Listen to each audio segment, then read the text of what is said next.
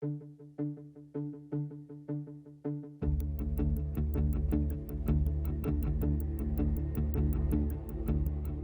a well-ordered soul, one's intellect directs their will, which virtuously guides their passions to do God's will, no matter the trial, temptation, feeling, or emotion they may face. With a disordered soul, however, the reins of the will grow slack, the passions no longer led but leading, run wild, clouding the intellect and overpowering the will. Instead of acting virtuously, one becomes ruled by impulse, emotion, and desire. They know what is right, but struggle to choose it. The momentary pleasure of sin outweighs the eternal promise of virtue. Scripture says, "Do not be overcome by evil, but overcome evil with good." But how can one prevail over evil without the strength to master their passions? When the soul is not rooted in virtue, the mind lacks clarity, and the will lacks strength, making sin not only likely, but easy. Hence, it is said, "The good man, though a slave, is free.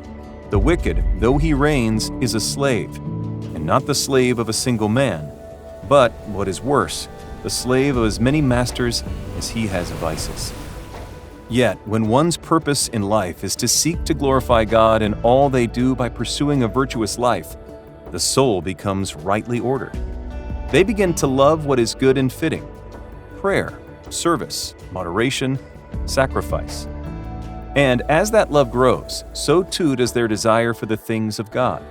Conversely, the one with disordered passions begins to hate and avoid those very same things. They desire comfort over calling, indulgence over discipline, and self-will over God's will.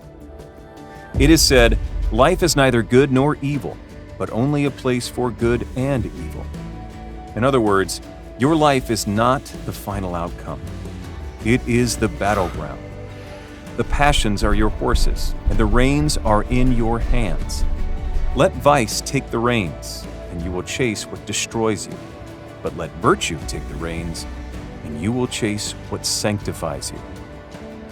Through the daily practice and pursuit of virtue, you learn to harness the powerful horses of your passions, not to suppress them, but to steer them with wisdom, strength, and self-mastery.